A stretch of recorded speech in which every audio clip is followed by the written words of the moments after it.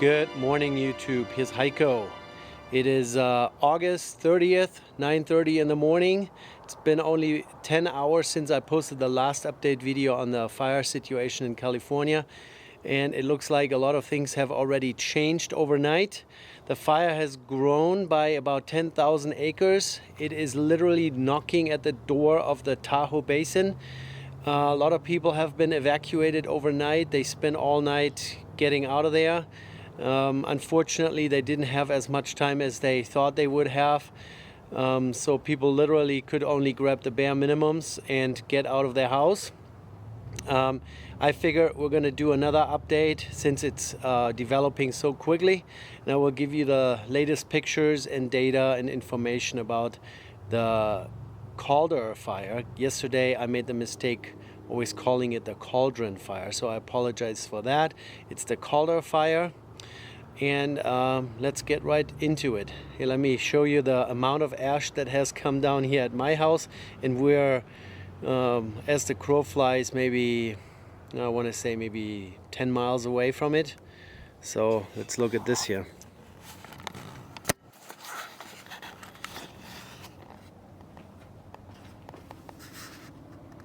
This is the stuff that comes out of the sky here.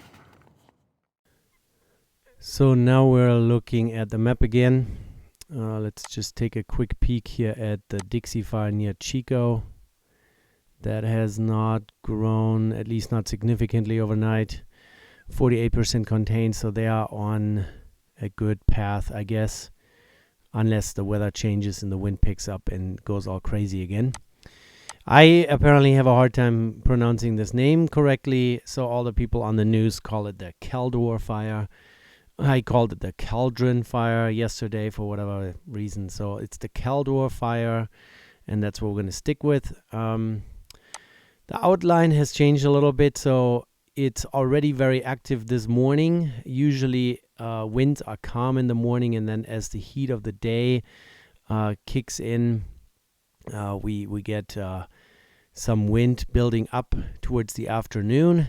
It's, I guess, already going. There is lots of smoke development, and the fire has grown by about 10,000 acres, a little less than 10,000 acres overnight. This is the latest number 20 minutes ago, so it's 10:16 a.m. on August 30th right now. 10,000 acre grow from 6 p.m. last night. That is quite significant, and everything is pushing northeastbound and eastbound.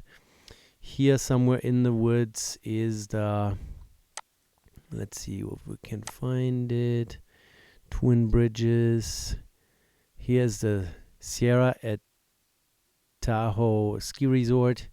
That was still outside of the fire line yesterday, is now completely surrounded by it, so it's inside the fire line. That is not good. And I kept mentioning that yesterday in the other update video, that Echo Summit is the highest part of the ridge here, where US 50 runs over the hill and then down into the Tahoe Basin.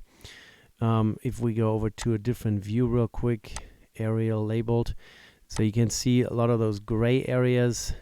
This is literally sheer rock. There's nothing to burn.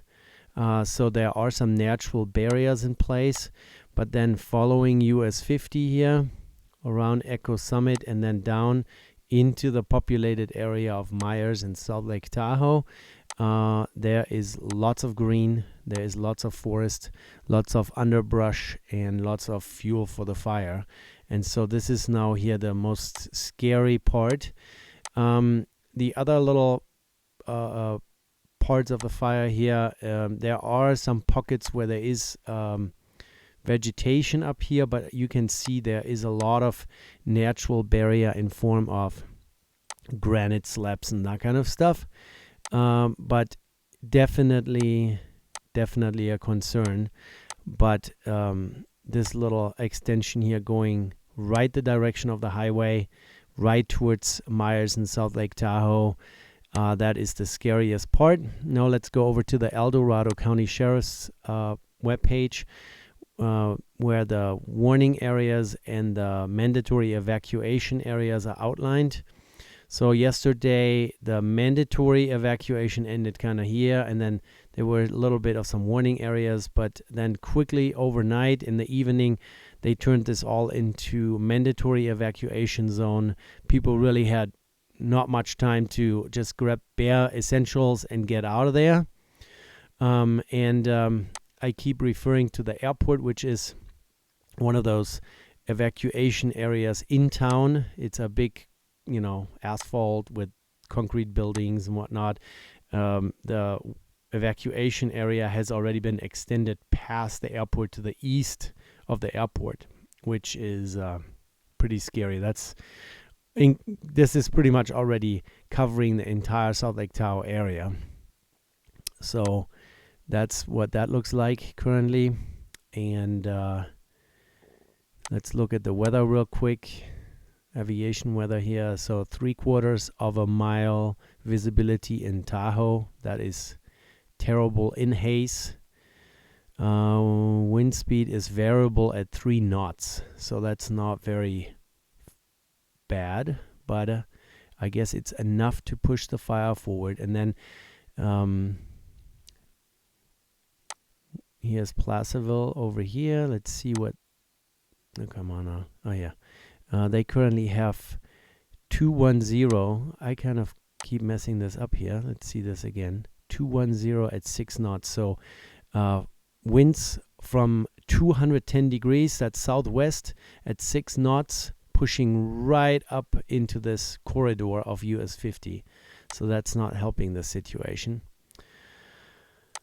Yeah, that's the current status of this thing here.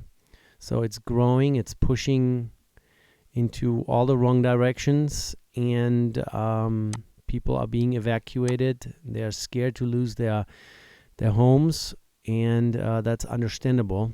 Let's look at some webcam footage. So this is Big Hill hilly spot. Here's Tahoe. So this is in the foothills. There's one little peak sticking out that has a lookout, U.S. Forest Service lookout with a camera. It's pointing eastbound or southeastbound, and it doesn't tell us much. Let's go here. This is Leak Springs. That is literally like right inside the fire, so it's hard to tell what's what there. And then let's go over here to the Armstrong lookout. They're all pointing towards the fire. So this is from the distance. You can see how much smoke is already being emitted. Oftentimes you see that when there is a wildfire going on, that the morning hours it's cooler, there's less wind, that things are calming down a little bit, and then usually through the course of the day, wind picks up and stuff gets a little bit more hectic. Now it's 10:20 in the morning and it's already going full blast, as you can see here on the screen. Let's see what the other camera is. Probably the same. They're pointing both in the same direction. So yeah, that doesn't look any different. The Sierra at Tahoe camera is pointing southbound, which is away from the fire. So I can't tell. There's lots of smoke. I don't see anything actively on fire. I don't know if this down here means it was already overrun, but who knows exactly. Somehow this is not very responsive here. Is there any other webcam pointing the direction that we're interested in? Bliss Park. No, that doesn't give us any. Heavenly over here, ski resort. Oh, actually here. If they would be looking southwestbound, we could potentially see a little bit more, but they are all pointing the wrong direction. So what's this here? That's Leak Springs again, is it? Oh, they're turning the camera right now. Someone at the controls of the camera is interested what's going on. Hard to tell. Camera lens is dirty. All right. Oh, and it looks like this red stuff here, this could be fire retardant. You see the red color on the trees? That could be fire retardant dropped by tankers, by firefighting aircraft, or by helicopter, for all I know. Here, let's...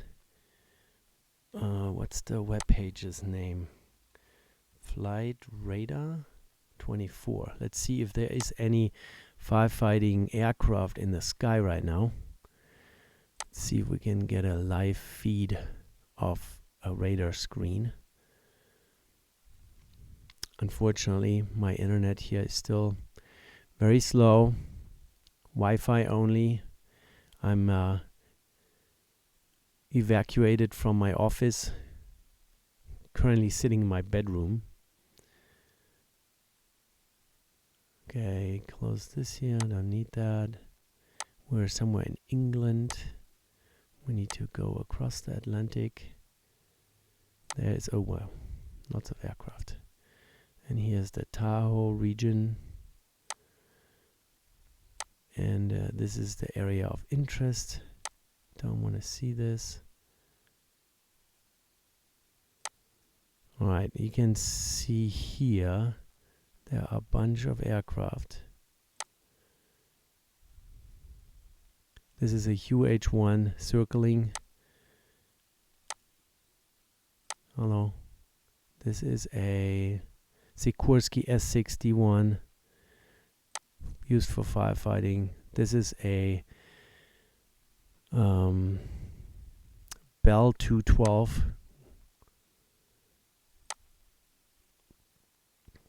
And this is a Huey Cobra. What are they doing with a Cobra? Maybe they do recon, helping out with spotting new little fires. What's this here? No call sign. SW4.